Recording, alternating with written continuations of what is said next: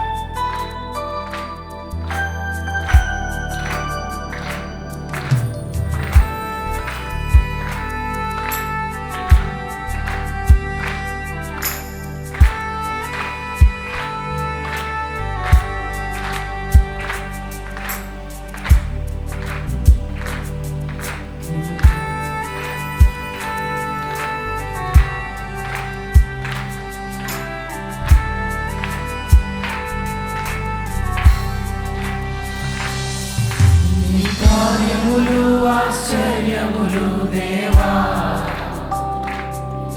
నీ కార్యములు ఆశ్చర్యములు దేవా, నీ కార్యములు ఆశ్చర్యములు దేవా, నీ కార్యములు ఆశ్చర్యములు దేవా. సెలవియగా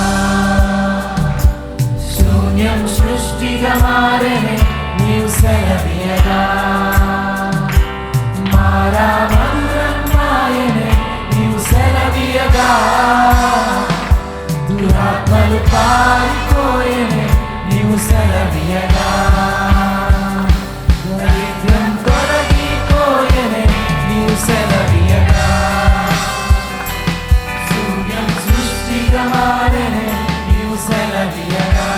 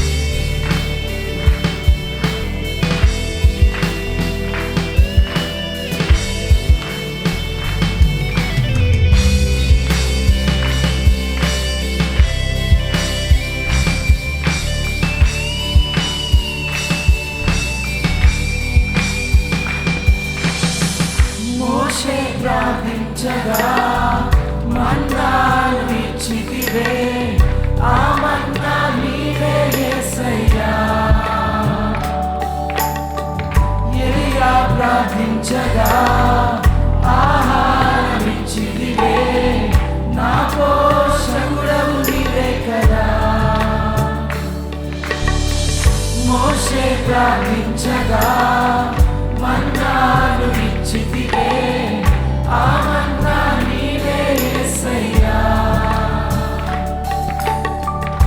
ఎలియా ప్రార్థించగా ఆహారం ఇచ్చితివే, నా పోషకుడవు నీవే కదా. నీవు సెలవియగా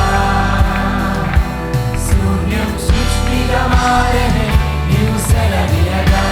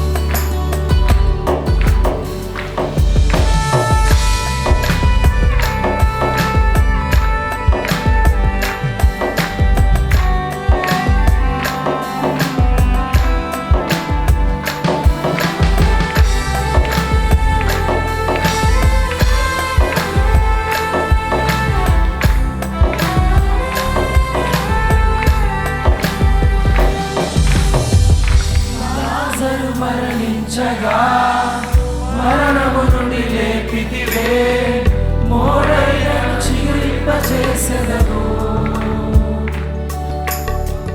కానా వివాహము ఆగిపోవచుండగా నీ కార్యముతో జరిగించితివే. లాజరు మరణించగా మరణము నుండి లేపితివే, మోడైనను చిగురింపచేసెదవు. కానా వివాహము ఆగిపోవచుండగా నీ కార్యముతో జరిగించితివే. నీ కార్యముతో, నీ కార్యముతో, నీ కార్యముతో, నీ కార్యముతో, నీ కార్యముతో, నీ కార్యముతో, నీ కార్యముతో, నీ కార్యముతో సెలవిమయా, సెలవిమయా, ఈ క్షణమే యేసయ్యా. సెలవిమయా, సెలవిమయా, ఈ క్షణమే యేసయ్యా. సెలవిమయా, సెలవిమయా, ఈ క్షణమే యేసయ్యా. సెలవిమయా, సెలవిమయా, ఈ క్షణమే యేసయ్యా. సెలవియగా శూన్యం సృష్టిగా మారే నీవు సెలవియగా, మారా మధురము మాయనే నీవు సెలవియగా. దురాత్మలు పారిపోయనే నీవు సెలవియగా. దరిద్రము తొలగిపోయనే నీవు సెలవియగా. శూన్యం సృష్టిగా మారనే నీవు సెలవియగా. మారా మధురము మాయనే నీవు సెలవియగా. దురాత్మలు పారిపోయనే నీవు సెలవియగా. దరిద్రము తొలగిపోయనే. ఆశ్చర్యములు దేవా, నీ కార్యములు ఆశ్చర్యములు దేవా. నీ కార్యములు ఆశ్చర్యములు దేవా. నీ కార్యములు ఆశ్చర్యములు దేవా. నీ సెలవియగా శూన్యం సృష్టిగా మారనే నీవు సెలవియగా. మారా మధురము మాయనే నీవు సెలవియగా. దురాత్మలు పారిపోయనే నీవు సెలవియగా. దరిద్రము తొలగిపోయనే నీవు సెలవియగా. శూన్యం సృష్టిగా మారనే నీవు సెలవియగా. మారా మధురము మాయనే నీవు సెలవియగా. దురాత్మలు పారిపోయనే నీవు సెలవియగా. దరిద్రం తొలగిపోయనే.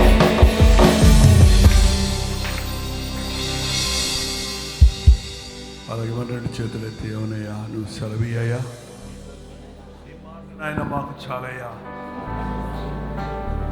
నీ దాసుడు ఆలకించుచున్నాడు, సెలవిమ్ము అన్న సమూయేలు వలె నీ పాదముల దగ్గర కనిపెడుతున్నాము. నీ మాటలో శక్తి ఉందయ్యా. మాటలు బలమున్నదయ్యా. నీ మాటలు బ్రతికించేవిగా ఉన్నవి. నీ మాటలు మమ్మల్ని నడిపించేవిగా ఉన్నవి. నీ మాటలు మాకు నేర్పించేవిగా ఉన్నవి.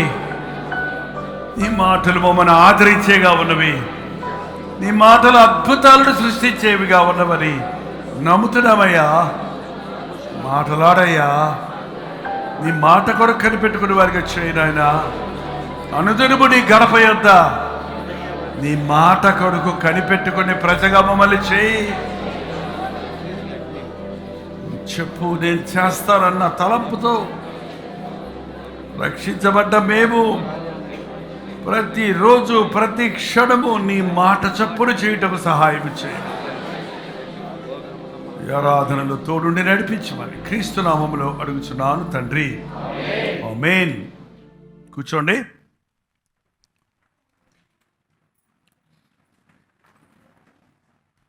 కీర్తన 40వ అధ్యాయం 5వ వచనం చదువుకుందాం. కీర్తన 45.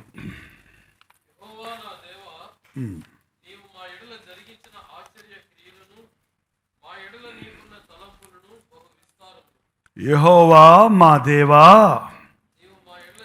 నీవు మా ఎడల జరిగించిన ఆశ్చర్య క్రియలను, మాకున్న తలంపులను బహు విస్తారములు, వాటిని వివరించి చెప్పేదని అనుకుంటున్నా, అవి లెక్కకు మించి ఉన్నవి. చాలండి. నీకు సాటి అయిన వాడొకడునో లేడు. దావీదు ఎప్పుడు కూడా దేవుని కార్యాలను చూసేవాడండి. ఈ లోకంలో మనం చూస్తున్నప్పుడు మనుషుడు చేసిన కార్యాలను చూస్తున్నామే కానీ దేవుడు చేసిన సృష్టిని చూస్తే, 8వ అధ్యాయంలో కీర్తనలు అన్నాడు కదా, నీ చేతి పని అయిన ఆకాశమును, చదవన్నది కూడా, నీ చేతి పని అయిన ఆకాశమును నీవు కలుగజేసిన చంద్ర నక్షత్రములను నేను చూడగా, నువ్వు మనుషుడు జ్ఞాపకం చే, నీవు చేతి పని అయిన నీ ఆకాశము. ఆకాశాన్ని దేవుడు దేంతో చేశాడండి? చేతి పని అయిన ఆకాశము. మహాకాశాలు మనం చూసేది ఒక ఆకాశమే. దానిపైన ఇంకో ఆకాశం ఉంది, మధ్యాకాశం. దానిపైన ఇంకో ఆకాశం ఉంది, పౌలున్నాడు దాన్ని 3వ ఆకాశం. అదే పరలోకం అనుకుంటారు. ఇది ఎంత ఎత్తుపోతుందో ఈ ఆకాశం ఆ లెక్క మనకు తెలియలే. ఎంత యాక్యురేట్గా, ఎంత పర్ఫెక్ట్గా ఈ సకల సృష్టిని చేశాడంటే,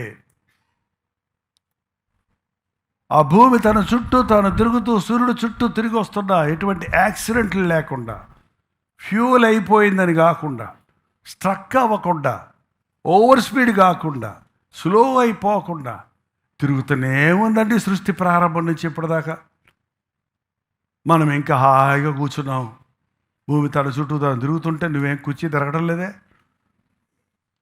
ఏంటండి? ఎంతమంది మీరు ఫ్లైట్స్లో ప్రయాణం చేశారో కానీ, నేను మొదట ప్రయాణం చేసినప్పుడు ఫస్ట్ టైం ఫ్లైట్ ఎక్కినప్పుడు పోదేంటా ఇంకా అనుకుంటా కూర్చున్నా. అది పోతనే ఉంది. బస్సు ఎక్కితేనే ఇట్టిట్టు ఊగుతాం కదా, ఫ్లైట్ ఎక్కితే గాల్లో ఇట్టిట్టు పోద్దేమో నేను అనుకుంటా కూర్చున్నా. చప్పుడు లేదు, ఏమి ఊపు లేదు, పోతనే ఉంది. తొంగి చూస్తే మేఘాల్లో పోతుంది. ఏంటంటే ఎంత చక్కగా దేవుడు, మనుషుడు దీన్ని చూసి, దేవుడు చేసిన దాన్ని చూసి చేస్తున్నాడు. ఏంటండి, పక్షులు ఎలా ఎగురుతున్నాయి ఆకాశంలో అని దాన్ని పెట్టి దాన్ని రైట్ సహోదరులు ఓ చిన్న బొమ్మదాత చేసి, రెక్కలు ఉన్నాయి కాబట్టి అందుకే విమానానికి ఏముంటాయి, బస్సుకు రెక్కలు పెట్టి వెళ్ళాయి అనుకోండి, బైకుల్లో ఉండ తలకాయలు ఎగిరిపోతాయి. ఆకాశంలో ఎగిరేవి పక్షులు. ఏంటండి, దేవుడు చేసిన నమూనాను తీసుకొని మనుష్యుడు ప్రయోజనకరమైన వాటిని కనిపెట్టాడు. అందులో చాలామంది యేసుప్రభుని ఎరిగిన వాళ్ళే విజ్ఞానవేత్తలు. అనస్థీషియా కనిపెట్టిన ఆయన సర్ జేమ్స్ సింప్సన్ ఓ ప్రార్థనాపరుడు. ఏంటయ్యా డాక్టర్, నీకు ఎవడ బయలు చేశారయ్యా అనస్థీషియా? అంతకుముందు అనస్థీషియా ఉండేది కాదు.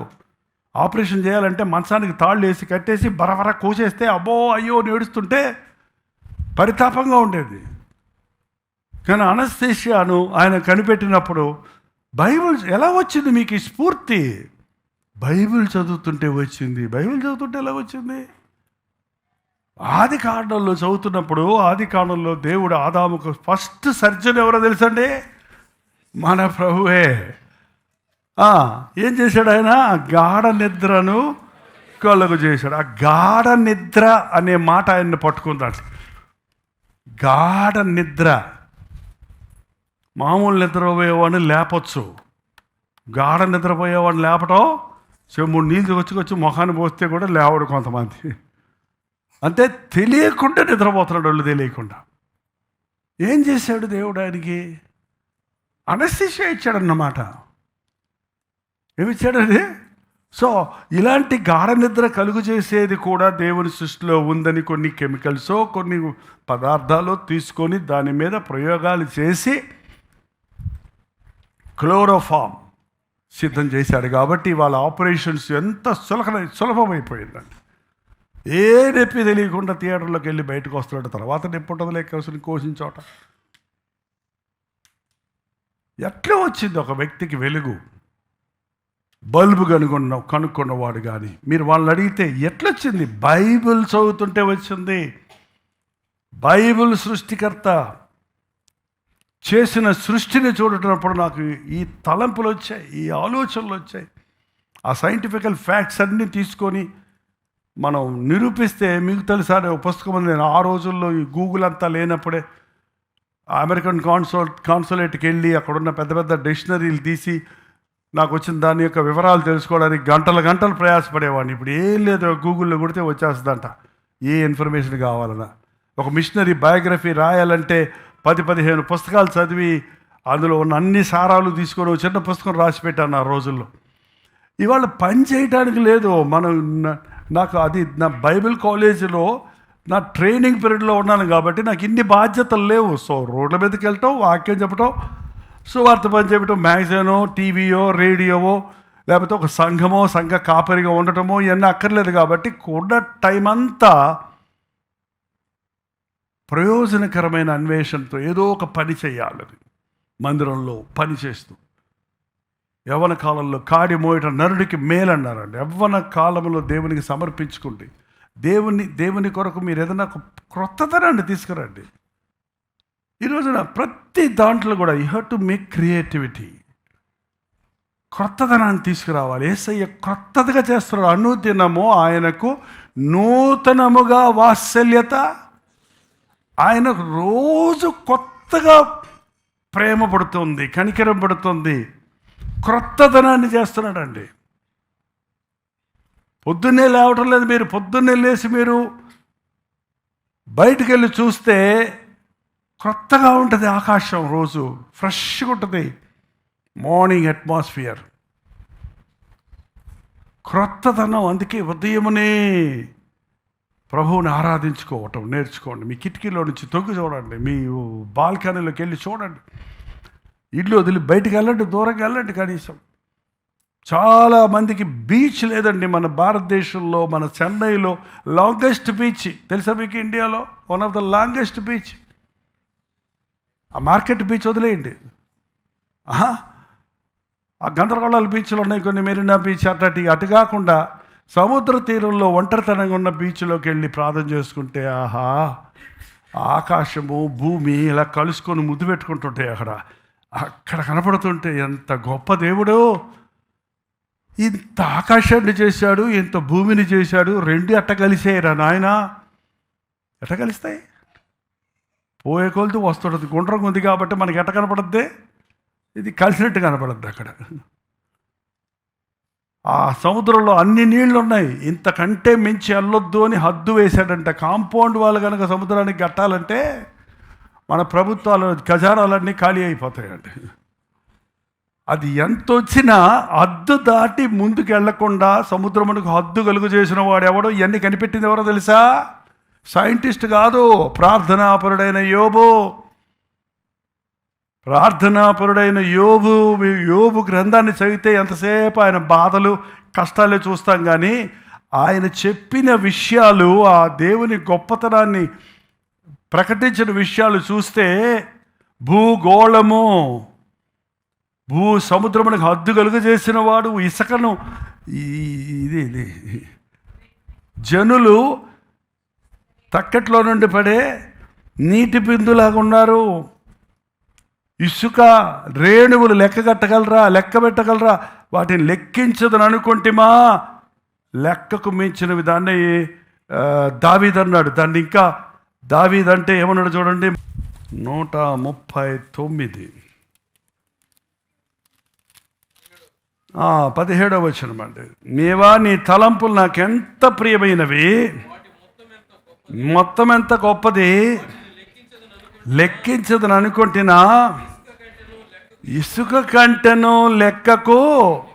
ఇప్పుడు ఈ వాక్యం చదువుతున్నప్పుడు ఇసుక కంటెను లెక్కకు ఎక్కువైనా అంటే ఎన్ని ఉంటాయి అనుకుంటావు అని ఒక ఆయన ఏం చేశాడంటే, ఒక క్యూబెట్ డబ్బా తీసుకొని ఆ డబ్బాలో ఇసుక రేణువులు ఇసుకేసుకొని తీరిగ్గా కూర్చొని భూతద్దం పెట్టుకొని ఒక్కొక్క రేణువును మూవ్ చేస్తూ లెక్కలేస్తే కొన్ని మిలియన్స్ ఉన్నాయంట. అందులో ఆ మిలియన్స్ ఎంతో నేను మర్చిపోయాను, నోట్ చేసి. ఏంది నోటితో చెప్పటం వేరు, అక్కడేమో ఎన్నో అన్నాడు, ఇక్కడికి వచ్చేటప్పటికి ఏమంటున్నాడు, లెక్క పెట్టుకోలేక ఆయన ఏమంటున్నాడు, ఇసుక రేణువులంతా అన్నాడు. ఇప్పుడు బైబిల్ చదివాడు ఏమంటున్నాడు, ఆ ఇసుక రేణువులు ఎన్ని ఉంటాయో చూద్దామని చెప్పి కనీసం అంత ఇసుక తీసుకుంటే ఎన్ని ఉంటాయో, అంత ఇసుకలోనే మిలియన్స్ ఉన్నాయి. అబ్బా, ఎన్ని తలంపులు దేవునికి నా పట్ల.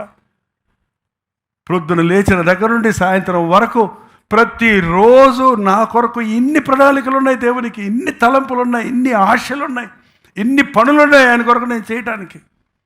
అది ఎప్పుడు గ్రహించుకుంటామండి? గుర్తిస్తే కదా. ఏ పని ఉంది నాకు అంటారు కొంతమంది. నాకేం పనప్ప చెప్పలేదే, నాకు ఏదైనా పనప్ప చెప్పండి చేస్తానంటారు కొంతమంది. నీకు పనప్ప చెప్పి చేయించే బదులు నేనే చేసుకుంటాను 4 గంటలు అంటాను నేనైతే. ఈ రోజుల్లో ఎట్టుందంటే పని నేర్పించడం కంటే పని చేయడం సులభం. అది నాలాటోడికి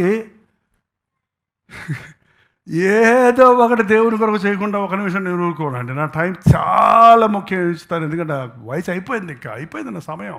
ఇంకా ఫాస్ట్గా చేయాలనుకుంటున్నాను నేనైతే. ఇంకెంతకాలం ముందో నా అవకాశం దేవుడు ఇచ్చింది.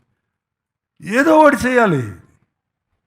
సోషల్ మీడియావో మ్యాగజైనో లేటెస్ట్ టెక్నాలజీ ఉపయోగించో, ప్రయాణాలు చేసో, సువార్త అందరి వారి దగ్గరికి వెళ్ళో, సంథింగ్ క్రియేటివ్. కూర్చొని మందిరం గురించి ఆలోచిస్తుంటాను. మందిరాన్ని ఇంకేమైనా చేయాలి, ఇంకా మందిరంలో ఉన్నవారికి వసతి చేయాలి, ఏదో ఒకటి. దేవుని ఆలయం, దేవుని పనులు, దేవుని రాజ్యం, ఒక ఆత్మలను రక్షించాలి, ఒక ఆత్మలను బలపరచాలి, ఒక బాధలో ఉన్న వ్యక్తి కోసం ఎలా ప్రార్థించాలి.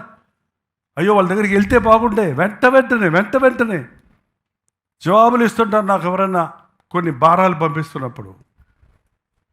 వాటి కొరకు ప్రార్థిస్తుంటాను. కారణం దేవుడు జైపాల్కి ఇన్ని పనులు పెట్టాడు, నిన్నే చేస్తున్నాను, ఏదో చేసేస్తాను అనుకుంటున్నాను నేను అనుకుంటాను. నేనైతే ఐ ఫీల్ గిల్టీ.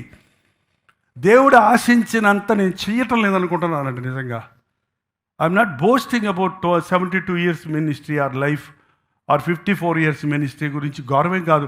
చేయవలసినంత నేను చేశానా? దేవుడు డబ్బాలు ఇసుక రేణువులన్నీ ఆలోచనలు నా కొరకు పెట్టుంటే ఆయన ఆలోచనల్లో ఎన్ని ఆలోచనలు నేను నెరవేర్చగలిగాను? ప్రతి ఒక్కరూ పరిశీలించుకోవాలి. ఇది ఆయన తలంపులు అంటే అర్థం ఏంటంటారు? ఆయన తలంపులు అంటే అర్థం ఏంటండి? అసలు మీ తలంపులు ఏంటి? మీ పిల్లల గురించి మీ తలంపులు ఏంటి? కొంచెం ఊహించి చూడండి. మీ బిడ్డల గురించి ఏం ఆలోచిస్తారు? ఆలోచించరా? ఏంటో బిడ్డలు ఇంటికి వచ్చే టైం అయిందండి, ఏం చేస్తారు?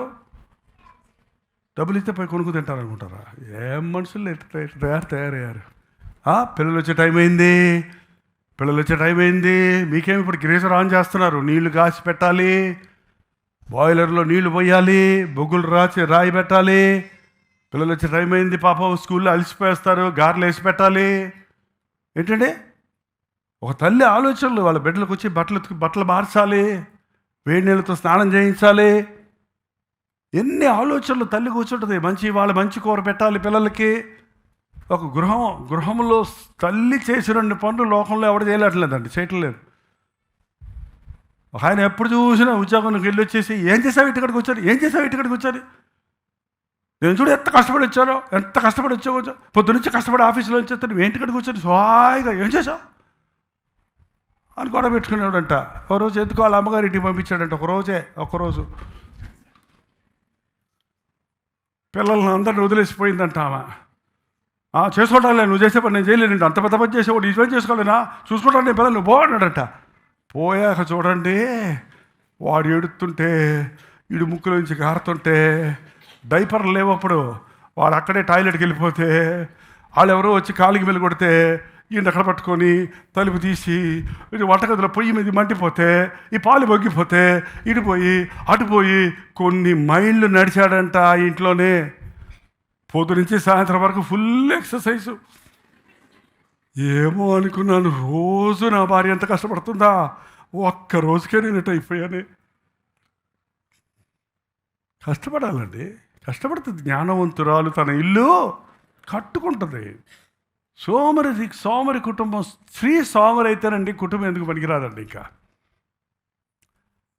అది అటువంటి ఇల్లు అరణ్యంలాగా ఉంటుంది, కార్పొరేషన్ కుప్పతొట్టులాగా ఉంటుంది. అది ఎక్కడ అన్నమెతుకులు అక్కడే, ఎక్కడ బొద్దింకలు అక్కడే, ఎక్కడ దోమలు అక్కడే. శుభ్రత గురించి బైబిల్ చెప్పాడండి ప్రభు. నేను రేపు మీ మధ్యకు వస్తాను, పాళెమును శుభ్రపరచండి. యాజకుల గురించి చెప్పాడు. యాజకుడు స్నానం చేయాలి, శవాన్ని ముట్టుకుంటే స్నానం చేయాలి. కరోనా వచ్చినప్పుడు కొంతమంది ఫాలో చేశారు వాటిని. అది పోయిన తర్వాత ఇప్పుడు ఇక చేతులు కడుక్కునేది లేదు, అదేదో కొంచెం ఇట్టి అనుకునేది కూడా లేదు. ముక్కులో పెట్టుకుంటారు, చెవులో పెట్టుకుంటారు, అక్కడ పెడతారు, ఇక్కడ పెడతారు, నోట్లో పెట్టుకుంటారు. అందరు వాళ్ళ మళ్ళీ షేక్ అంటే వాడు కట్టిస్తారు. ఒక క్రైస్తవుడు పని చేసేవాడుగా ఉంటాడు. తన దేహం దేవుని ఆలయం అండి. దేహాన్ని శుభ్రంగా పెట్టుకోవాలి. దేహాన్ని శుభ్రంగా పెట్టుకోండి, పళ్ళు శుభ్రంగా పెట్టుకోండి, కళ్ళు శుభ్రంగా పెట్టుకోండి. పూజించొద్దు, దేహాన్ని పరిశుద్ధపరచుకోండి. దేహము దేవుని నిమిత్తం. ప్రతి వాడు తన దేహాన్ని ఘనత యందును పవిత్రత యందును తన ఘటమును కాపాడుకోవాలని దేవుని వాక్యం సెలవిస్తుంది. దేవుడు మన కొరకు ఎన్నో తలంపులు కలిగి ఉన్నాడు. రోజు నీ ద్వారా ఇన్ని జరిగించాలి. నీకే కాదు, నీ మూలాన అనేకులకు ప్రయోజనకరమైనదిగా నీవు జీవించాలి. దేవుడు ఆశీర్వాదం నన్ను ఆశీర్వదించాలని అడుగుతారు. కానీ ఆయన ఆశీర్వాద రహస్యం ఏంటంటే, ఆయన మనల్ని ఎందుకు ఆశీర్వదిస్తున్నాడంటే, అబ్రహాంతో చెప్పిన వాగ్దానం చూడండి, 12వ అధ్యాయం, ఆదికాండం 12వ అధ్యాయంలో 2వ వచనం చదవండి.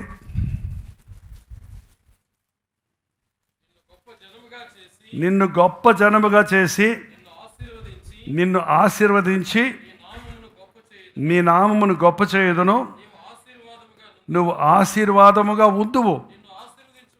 నిన్ను ఆశీర్వదించేవాడిని ఆశీర్వదించదవు, నిన్ను దూషించేవాడిని శపించదవు.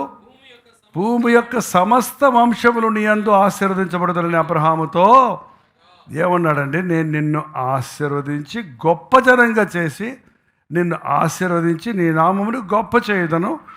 నీవు ఆశీర్వాదముగా నుందువు. అండర్లైన్ చేసుకోండి, అదొక వాగ్దానంగా తీసుకోండి. నీవు ఆశీర్వాదం నువ్వు ఇవ్వటం కాదు, నువ్వే ఆశీర్వాదం అయిపోతావంట. భలే ఉంది కదా. నువ్వే ఆశీర్వాదం అనేకులు. నువ్వేదో ఇచ్చేదే లేదు అక్కడ. ఇంకా నీ ప్రెజెన్సే ఒక ఆశీర్వాదం, నీ మాటలే ఒక ఆశీర్వాదం. నీ ఉంటే చాలు అనే స్థాయికి మనం ఒక్కొక్కరం ఉండాలని దేవుడు ఆశపడుతున్నాడు. దేవుడు ఆశీర్వదించేది ఎందుకంటే మనల్ని ఆశీర్వాదకరంగా చేయటానికి, ఆశీర్వాదాలు ఇచ్చి పోవటానికి కాదు, నిన్ను ఆశీర్వాదంగా మార్చటానికి.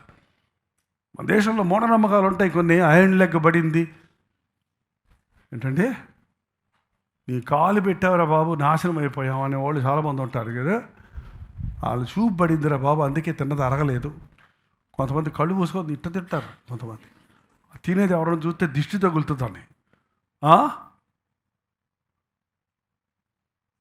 యేసుప్రభు బిడ్డలు చూస్తే దిష్టి కాదు, శాపం కాదు, ఏం కలుగుద్ది? నీ కంట్లో ఒకడు పడ్డాడా, వాడు రక్షించబడిపోయాడంతే. నేను అదే అనుకుంటాను, నా కళ్ళల్లో పడ్డ వాళ్ళందరినీ రక్షణలు నడిపించాలి నేను. అది నా బాధ్యత, అది నా భారం, అది నా కొరకు దేవుడు కలిగి ఉన్న తలంపు. నేను మాట్లాడిన వారిలో ఒక్కరు కూడా మారు మనసు పొందకుండా పోలేదని చార్లెస్ ఫిన్లీ ధైర్యంగా చెప్పగలిగాడండి. ఆయన మాట్లాడిన ప్రతి ఒక్కరిని రక్షణ నడిపించే వరకు వదిలిపెట్టలేదు. అది ఏంటో చేసేసాం, వచ్చేసాం, పోయేసాం అంటున్నామే. కానీ నా మీద కొంతమంది తప్పు మోపుతారు. మీరు ప్రసంగానికి మంచిగా బయటికి వెళ్ళిపోతారు ఎందుకంటే అన్నాడు ఒక ఆయన. ఏం బయటికి ఎప్పుడు? నేను ఇక్కడే నిలబడున్నానయ్యా, నేను ఎప్పుడు బయటికి వెళ్ళాను? అది కాదండి, మీరు వంటగది గురించి చెప్తారు, మీకు ఎందుకంటే పాస్టర్ గారు భార్యాభర్తలు గొడవలు చెప్తారు, ఎందుకు అవన్నీ మీకు ఎందుకు పాస్టర్ గారు, వాక్యం చెప్పండి అంటాడు. అరే వాక్యమేనయ్యా అంటే వాక్యము భక్తి గుడి వేరు, ఇంట్లో ఉన్న బతుకు వేరని బైబిల్ చెప్పటల్లా. ప్రభువుని ఎరిగిన దీనిని బట్టే చాలామంది మన క్రమముగా దేవుని వాక్యం అనేవాళ్ళు ఏమంటారో తెలుసండి, మన సంఘస్థుల్లో సహా, మీరు మీ వాక్యం విన్న తర్వాత మా ఇంటిని శుభ్రంగా పెట్టుకుంటున్నామండి, మా ఇంటిలో బూజులు లేకుండా వంటగది పెట్టుకుంటున్నామండి, మీ వాక్యం విన్నాక నా భార్య నా దుప్పటి మరొకటితో మాడేసింది, నేనే మడత పెట్టుకుంటున్నానండి అన్నాడు ఒక ఆయన వచ్చి. గ్రేట్ విక్టరీ కదా. ఏంటండి, నా పని సులభమైపోయిందండి. మందిరానికి వచ్చాక మేము నేర్చుకునే పద్ధతులు, మా డబ్బులు ఎలా వాడాలో మేము నేర్చుకుంటున్నామండి. ముందు దూబరా అయిపోయాయి డబ్బులు. మేము వాక్యం వింటున్నప్పుడు డబ్బును ఎలా పొదుపు చేయాలి, ఎలా జాగ్రత్తగా వాడాలని ఇప్పుడు మాకు అప్పులు లేవు అని చెప్తున్నారు. కారణం లైఫ్ స్టైల్, మన జీవిత విధానం మారిపోతుంది. ప్రభు అది మార్చడానికే వచ్చాడు, భక్తి వేషం వేయటానికి రాలేదు, భక్తిగా ఉండటం కాదు.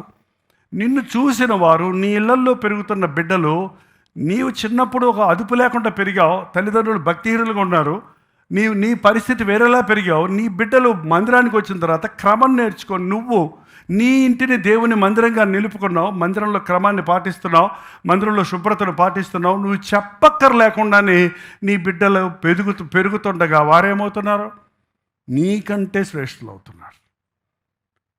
నీకు తెలియకుండానే రక్షించబడ్డ తల్లిదండ్రులు వారి బిడ్డలకు ఆశీర్వాదకరంగా మారుతున్నారు.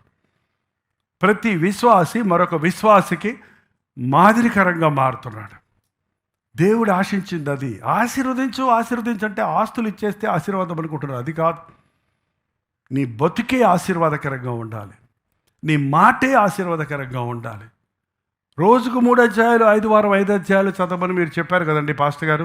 అప్పటి నుంచి 5 సంవత్సరాల్లో నేను ప్రతి సంవత్సరం బైబిల్ ముగించేస్తున్నాను అని కొంతమంది చెప్తున్నప్పుడు ఒక మాటే వచ్చింది, కానీ ఆ మాట వాళ్ళ జీవితంలో ఏమైంది, అది క్రియగా మారిపోయింది. సో మనం చెప్పే మాటలు కానీ, మనం జీవించే జీవితం కానీ, మన యొక్క మాదిరి కానీ ఇతరులకు ఆశీర్వాదకరంగా ఉండాలి, అన్యులకు ఆశీర్వాదకరంగా ఉండాలి. లోకంలో గురి తెలియక ఉన్న వారికి ఆశీర్వాదకరంగా ఉండాలి. ప్రభు చెప్పాడు, మీరు లోకానికి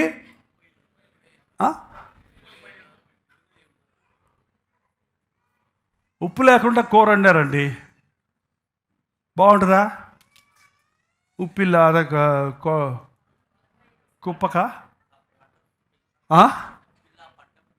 ఉప్పిల్లాద పంటం కుప్పై కదా. ఇదిలో సారం లేదు, బాగలేదు, రుచి లేదు. అయితే దాన్ని తీసుకొచ్చి ఉప్పు అందులో వేస్తారా, లేకపోతే మళ్ళీ ఉప్పు వేసి కూర వండుతారా, కొత్తగా వండుతారా? బాగలేని దాన్ని ఉప్పేసి బాగు చేస్తారా, కొత్తగా వండుకోవాల్సిన అవసరం ఉందా? ఏం అక్కర్లా. ఉప్పు తీసుకొచ్చి అందులో వేసి ఏం చేస్తారు, తిప్పుతారు. తిప్పితే ఏమైంది? ఉప్పు కనపడద్దా? ఉప్పు కనపడదా? ఏమైంది? ఎటుపోయిందండి? రుచి లేని దానిలోనికి పోయి ఏం తీసుకొచ్చింది? రుచి తీసుకొచ్చింది. అది చెప్పాడు దేవుడు. నువ్వు బ్యాడ్జ్ పెట్టుకుని క్రైస్తవుడని చెప్పక్కర్లా. నీ బ్రతికే సారము లేని వారికి సారాన్ని ఇస్తుంది, కృంగిపోయిన వారిని లేవదీస్తుంది. నీ జీవితం ఇతరులను మార్చేద్దామంటారు. ఏం మార్చక్కర్లా. నువ్వు మారితే నీ సాక్ష్యం వారిని మారుస్తుందండి, నీ బ్రతుకు వారిని మారుస్తుంది, వారి జీవితానికి రుచి విలువను తీసుకొస్తుంది. ఎంతమంది ఈ రోజున మనం ఇతరులకు ఆశీర్వాదకరంగా ఉన్నాం? ఎంతమంది మీ ఆత్మలను ప్రభు దగ్గరకు తిప్పాలనే ఆసక్తి కలిగి ఉన్నాం? మనం ఏమి చేసినాను, మీరు ఏమి చేసినాను ప్రభు మహిమ కొరకు చేయండి. చూడండి వచనం, మీరు భోజనం చేసినాను, పానము చేసినాను. 3 రోజుల నుంచి ఈ వాక్యం నా మనసులో మళ్ళీ జరుగుతుంది. మీరు భోజనం చేసినాను, పానము చేసినాను ఒక చోట ఉంది, ఇంకో చోట మీరు ఏమి చేసినాను ప్రభు నిమిత్తమై చేయండి. కొలసియా తీయండి, మీరు తీయండి, తిప్పండి, అలాగన్న బైబిల్ తిప్పండి కొంచెం.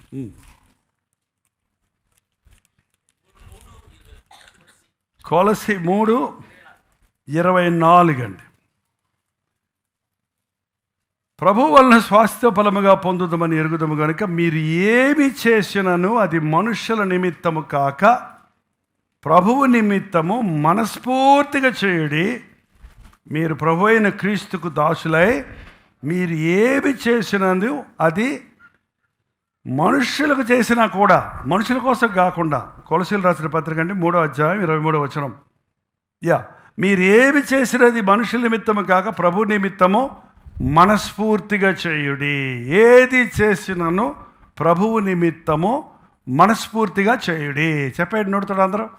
ఏది చేసినను మనస్ఫూర్తిగా ప్రభువు నిమిత్తం చేయండి. మీరు పాట పాడినా, వాయిద్యాలు వాయించినా, వీడియోలు తీసినా, ఎడిటింగ్ చేసినా, చప్పట్లు కొట్టినా, ఏంటండి ఏం చేసినా సరే, మీరు కానికిచ్చినా, ఏది చేసినను మనుషులను సంతోషపెడతానికి కాదు, గొప్పలకు కాదు, కేవలం ప్రభువును మహిమపరచినట్లుగా మనస్ఫూర్తిగా చేయాలి. మనస్ఫూర్తిగా హల్లెలూయా అన్నదానికిను ఊతపదంగా హల్లెలూయా అన్నదానికి చాలా తేడా ఉంటుందండి. చాలా తేడా ఉంటుంది. మనస్ఫూర్తిగా చప్పట్లు కొట్టిన దానికేను ఊరక చప్పట్లు కొట్టిన దానికి చాలా తేడా. మనస్ఫూర్తిగా ప్రసంగం చేసిన దానికేను ఏదో ఒక డ్యూటీ లాగా ప్రసంగం చేసిన దానికి చాలా తేడా ఉంటుంది. ఏ చేసినా సరే. సాధారణంగా మన ఇండియాలో అంటుంటారు, మీ అమ్మ వచ్చిన మాత్రం బలి చేసావు కూర అంటాడు. ఏంటి ఎందుకంటాడు అంట? రోజు చేసేదే కదా అంటావు. రోజు చేస్తున్నావు, కానీ అమ్మ వచ్చినప్పుడు ఎట్లా చేస్తున్నావు? అమ్మకి అది గెస్ట్ అనుకోండి. పోనీ ఇంకా ఎవరన్నా బెస్ట్ గెస్ట్ వచ్చారనుకోండి మన ఇంటికి, ఆ రోజు డైనింగ్ టేబుల్ ఎంత బాగుంటుందో, అబ్బా ఆ రోజులో ఎంత డీసెన్స్గా ఉంటుందో, ఎన్ని కూరలు ఉంటాయో, ఎంత టేస్ట్గా ఉంటాయో, రోజు ఇట్లా చేయొచ్చు కదా అంటాడు ఆయన. పాపం ఏంటండి, ఎందుకు ఆ రోజు మనస్ఫూర్తిగా చేసాం. మనస్ఫూర్తిగా వండి పెట్టండి భర్తకి, మనస్ఫూర్తిగా ప్రేమించండి, మనస్ఫూర్తిగా పిల్లలతో పలకరించండి. సరేలేరా అదే మాటలు. నానా వస్తే అడిగి అతడిగా ఏంటండి ఏనైనా అనండి. ప్రేమ, క్రీస్తు బిడ్డలకు ప్రేమ ఉంటుంది. ఏ చేసినా మనస్ఫూర్తిగా చేస్తారు, దేవుని నిమిత్తం చేస్తారు. ఎందుకు మనం ఎవరికి అచ్చలేం. మన బిడ్డలు మనం ప్రేమించే బాధ్యులమై ఉన్నాం. మన ఇంటి వారిని మనం సంరక్షించుకోవడం బాధ్యులమై ఉన్నాం. నువ్వు దారేపోయే వారిని, నేను రోడ్డు మీద ఉన్న ముసలిమని పలకరించిన మా అమ్మని పలకరించినట్టే పలకరించుకుంటా. నీకు కావాలని నేను చేయను, అది ఆటోమేటిక్గా వచ్చేస్తుంది నాలో నుంచి. ఏమో బాగున్నావా, ఏమా బాగున్నావా అని నవ్వుతూ పలకరిస్తే ఆమె మొహం ఇంత అవుతుంది, నా గుండె ఇంత అవుతుంది. అప్పుడు ఏంటంటే యేసయ్య ప్రేమను మన ముఖాల్లో కనిపించాలి, మన మాటల్లో కనిపించాలి, మన క్రియల్లో కనిపించాలి.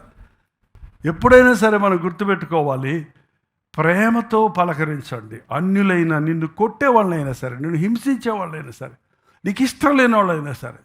అదేదో మన దేశంలో కొంచెంమంది ఇష్టం లేని వాళ్ళు ముఖం చూస్తే మూతి ఇట్లా రిప్పేసుకుంటారు అంతే. గొర్రె తుమ్మినట్టు తుమ్ముతారు, బూసలు కొడుతుంటారు. Don't do that. మీ శత్రువుల్ని ప్రేమించమని ప్రభువు చెప్పాడు. అలాగే నీ శత్రువులను రాబట్టుకోగలుగుతావు. మన జీవితంలో మాదిరి ఇంకోటి, భోజనం చేసినా పానం చేసినా తీసారా లేదా? కొరింథీయులు రాసిన మొదటి పత్రిక 10వ అధ్యాయం 31వ వచనం. మీరు భోజనం చేసినను పానము చేసినను మీరు ఏమి చేసినను సమస్తము దేవుని మహిమ కొరకు చేయండి. భోజనం చేసిన, పానం చేసిన, తిన్నా, తాగినా అది దేవుని మహిమ కొరకు చేయండి. దేవుని మహిమపరిచేటట్టుగా చేయండి. ప్రభు బలలో మనందరం కలిసి పార్టిసిపేట్ చేస్తున్నప్పుడు, అందరం కలిసి ఒకే రక్తంలో కడగబడిన వారిమి, ఒకే రాజ్యం కొరకు సిద్ధపడుతున్న వారిమి అన్న విశ్వాసంతో మనం సహోదర సహోదరులమి, సమభావము, సహజీవనం కలిగిన వారిమని ఆ గ్రహింపుతో ప్రభు బలలో పాలుపంపులు పొందాలి. ఒక విక్టోరియా రాణి, భక్తి కలిగిన రాణి ఉంది. ఒక విక్టోరియా బలిపీఠం దగ్గరకు వచ్చి ప్రభు బలు ఇచ్చేటప్పుడు ఇక్కడ మోకరిస్తే యాజకులు ఇక్కడే ఇస్తారు. మనకులాగా ఎక్కువ మంది అయిపోయారు కాబట్టి మీకు డిస్ట్రిబ్యూట్ చేయాల్సి వస్తుంది మన దగ్గర. ఇంకా కొన్ని మందికి ఇప్పుడు వేల చర్చలు ఉన్న వాళ్ళకి అది కూడా కుదరక వాళ్ళు గేటు దగ్గరే ఒక రెడీమేడ్ డబ్బాను, చిన్న అప్ప మీద బిళ్ళ అందులో పెట్టి ఇచ్చేస్తున్నారు. ఎందుకో నాకు అది నచ్చల. లాక్డౌన్ అప్పుడు తప్పనిసరి పరిస్థితుల్లో 1-2 సార్లు చేశాం, కానీ దాన్ని మనం కొనసాగించాల. ఎందుకంటే రొట్టె ఇక్కడ విరవబడి అది అందరికీ వెళ్ళినప్పుడు, ఇక్కడి నుంచి ఒకే పాత్రలో అందరం తాగుతున్నప్పుడు అది సింబాలిక్గా ప్రభు చెప్పిన మాట అది, నన్ను జ్ఞాపకము చేసుకున్నట్టుకు దీనిని చేయుడి అన్నాడు. మా చిన్నప్పుడు ఒక చర్చికి వెళ్ళాం మేము. అదేదో చిన్న పేద చర్చి. మా నాన్న కూడా కొత్తగా రక్షించబడ్డప్పుడు వచ్చారు అక్కడికి. అక్కడ చాలా చిన్న చిన్న మందిరాల్లో ఈ ఒక కప్పు ఉంటుంది చూడంటే 10 మంది 20 మంది ఉంటారు అక్కడ. ఈ కప్పులో ఒకళ్ళు తాగేసి మళ్ళీ ఇంకొకరికి ఇస్తారు, అందరూ అదే తాగుతారు. అంతా ఎంగిలి తాగుతారు. ఎంగిలి అనే మాట అనరు. ఏంటంటే పిల్లలకి మనకి ఎంగిలా ఏమో, ఇప్పుడు పిల్లలతో కూడా తింటారు, పెద్దవాళ్ళతో తింటారు. నీ ఎంగిలి నాకు వద్దు మమ్మీ, నాకు ఫ్రెష్గా పెట్టు. ప్రేమలు తగ్గిపోతున్నాయి కదండి. మా చిన్నప్పుడైతే ఒక లడ్డు ఉంటే ఒకటే ఉందరా ఏడుసరకుండా, నాకు కొంచెం పెట్టరా అంటే ఎంగిల్ చేశాను అంటే కాకి ఎంగిల్ చేసి పెట్టాను వాళ్ళ. గుడ్డేసి కొరికితే అది కాకి ఎంగిలంట. కానీ అందరు తాగుతుంటే మా నాన్న అక్కడ ఇంజనీర్ కదా, ఆయన వెళ్ళి కూర్చోగానే ఆ సంఘ పెద్ద గారు ముందు ఈయన ఏమన్నా అనుకుంటాడేమోనని చెప్పి, ముందు మీరు తాగండి సార్, మేము తర్వాత తాగుతామని తెచ్చిస్తుంటే మా నాన్న అన్నాడు, అయ్యా నేను ఊరికి కూర్చోడానికి వచ్చాను, మీతో పాటు నేను సమానమే, నా లైన్ వచ్చినప్పుడు ఇవ్వండి, నేను అందరితో పాటు తాగుతానని చెప్పాడు. కానీ ఇవాళ కొంతమందికి ఈగో. కోర్స్ ఈ రోజుల్లో ఉన్న పరిస్థితులను బట్టి ఇన్ఫెక్షన్స్ ఈజీగా సోకుతున్నాయి కాబట్టి మనం ఆ ప్రాబ్లం లేకుండా ముందుగానే అదే ద్రాక్షరసాన్ని చిన్న కప్పుల్లో వేసి అందరికి అందిస్తే ఎవరిది వాళ్ళు ఒకేసారి అంటాను. అందుకనే ముందోళ్ళు ముందు, వెనకోళ్ళు వెనక తాగడం కాదు, అందరికీ అందే వరకు కనిపెట్టి అందరము కలిసి ప్రభువును స్తుతిస్తూ బలలో పాలుపోబడుతున్నాం. కారణం ఏంటి? మనందరం సమానము. మనం భోజనం చేస్తున్నప్పుడు ఆది సంఘములో ముందొచ్చే వాళ్ళు తిని వెళ్ళిపోయేవారట, తర్వాత వచ్చే వాళ్ళకి లేకుండా పోయేదట. అందుకని పౌలు గారి కోపం వచ్చి అక్కడే చూడండి, కొరింథీయులకు రాసిన పత్రిక 11వ అధ్యాయంలో 22వ వచనం. అన్నపానములు పుచ్చుకొనుటకు మీకు ఇండ్లు లేవా? దేవుని సంఘమును తిరస్కరించి పేదలను సిగ్గుపరచుదురా? మీతో ఏమి చెప్పుదును? దీనిని గూర్చి మిమ్మల్ని మెచ్చుదునా? మెచ్చను. ఏం పాస్టర్ రా బాబు ఈ పాస్టర్, మెచ్చను పోమ మాట్లాడేది, మెచ్చుకోవటమే పాస్టర్ల పని. వాళ్ళ దేవుని బిడ్డలారా యెహోవా చేత ఆశీర్వదించబడిన వారలారా, అక్కడ సీరియల్ దాకా వాడు ఉంటాడు, సారా దాగినోడు ఉంటాడు. ఏంటండి కొన్ని పనులు దేవుడు మెచ్చడండి. దేవుడు మెచ్చని పనులు మనం కూడా మెచ్చకూడదు. మనిషిని ద్వేషించొద్దు, ఆ మనిషి చేసిన పనిని మెచ్చను అంతే. మనుషుల్ని మెచ్చకుండా ఉండు. మనుషులు మనకి విరోధులు లేరు, మనుషుల్ని ఎవరిని తీసిపడేయద్దు. వాళ్ళు చేసే పని సరిలేదు. మీకు ఇల్లు లేవా? ఇక్కడికి వచ్చి పేదలందరినీ వెనకాల పెట్టి మేము ముందు వెళ్ళాలి, మేము ముందు తినాలి, మీ ఎంగిలి మేము తినాం, మా ఎంగిలి మేము తిన్నాను అన్నట్టు గోల పెట్టుకుంటుంటే అసలు నిజంగా ప్రభురాత్రి భోజనం అంటే అందరం కడుపు నిండా భోజనం చేయాలండి. చేద్దామా? ఏంటంటే ముందే ఇవయ్యా, నాకు ముందే. నేను సంఘ పెద్దని, నేను 4 సంవత్సరాలు ఉన్నాను, వీళ్ళందరూ కొత్త వాళ్ళు, నేను పాతవాడిని అని అప్పుడప్పుడు కొంచెం భోజనాల దగ్గర ఆర్గ్యుమెంట్లు వచ్చాయి. అందుకని మానిపించేశాను మొత్తానికి. ఇప్పుడు ఏంటంటే భోజనం నిమిత్తము దేవుని పనిని పాడు చేయకూడదు. ఎక్కడుంది దేవుని భోజనం? నేను చెప్పే ఎన్ని దేవుని మాట్లాడండి, వాక్యంలో మాట్లాడండి. ఆ రెఫరెన్స్లు చూపిస్తానికి టైం చాలతో మీరు బైబిల్లో ఆ మాట పట్టుకునేటప్పటికి మీకు ఉన్నత ఏమంతా సరిపోద్ది కదా. భోజనము నిమిత్తము దేవుని పని ఇక్కడే ఉంటుంది అనుకుంటా. భోజనము నిమిత్తము దేవుని పని పాడు చేయొద్దు. దేవుని ప్రేమను కలిగిన వ్యక్తి ఇతరులకు ఆశీర్వాదకరంగా ఉంటాడండి. ఇతరులకు ఏమి ఇద్దామా అనే ఆలోచనతో ఉంటాడు, కానీ వాడి దగ్గర ఏం గుంజుకుందామా అనే ఆలోచన ఉండదు. నిజంగా చెప్పండి, ప్రపంచంలో ప్రతి మనుషుడు, సామాన్యమైన మనుషుడి ఆలోచన అంతా ఏంటి చెప్పండి? ఎవడి దగ్గర ఎన్నెన్ని విధాలుగా ఏమేమి సంపాదించుకోవాలా అనే ఆశే. కానీ దానికి ఎంతమందిని కొట్టాల్సి వచ్చినా, చంపాల్సి వచ్చినా, అడ్డు తొలగించుకోవాల్సి వచ్చినా రెడీయే కదండి. ఈ పొలిటికల్ లైన్లో చూస్తే ఇంకా విడ్డూరం, ఇంకా విచిత్రం. మేలు చేయువాడు లేడు ప్రతివాడు. యేసయ్య బిడ్డలమైన మనం కూడా అలాగ స్వార్థపరులుగా ఉంటే, మనం కూడా అటువంటి స్వభావం కలిగి ఉంటే, ఇంత గొప్ప ప్రభువును కలిగిన మనం ఆయన సాక్షులుగా ఎలా ఉండగలుగుతాం? నీలో ఒక ప్రత్యేకతను చూడాలి, నీలో ఒక స్పెషల్ ప్రత్యేకతను చూడాలి. నీ మాటలు, నీ చూపులు, నీ క్రియలు, నీ పనులు పుచ్చుకున్నట కంటే ఇచ్చుట ధన్యం. మీరు ఏం చేసినా, భోజనం చేసినా, పానం చేసినా దేవుని మహిమార్థమై చేయండి. ఎల్ఈఎఫ్లో మే రిట్రీట్ జరిగేది. ఆల్ ఓవర్ ఇండియా నుంచి ఒక 1000 మంది దాకా వస్తారు. 1000 మందికి వడ్డించాలంటే అందరు లైన్లో కూర్చుంటారు.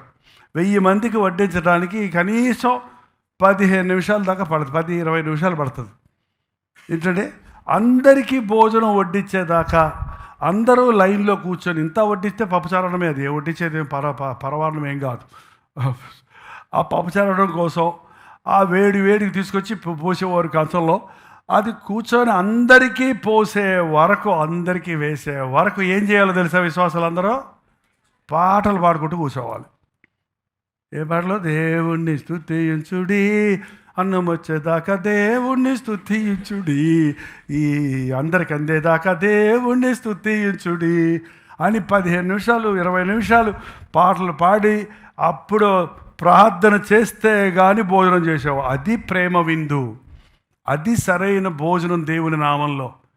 మనం బఫే సిస్టంలో ప్లేట్లు పట్టుకొని దండుకొని పోయేవాళ్ళు పోతుంటే మిగులుతుంటే ఇదేమి పది, దానికి ఇంట్లోనే పోవచ్చు, లేకపోతే ఎక్కడికన్నా మీ ఇష్టం వచ్చింది దానికి పోవచ్చు కదా.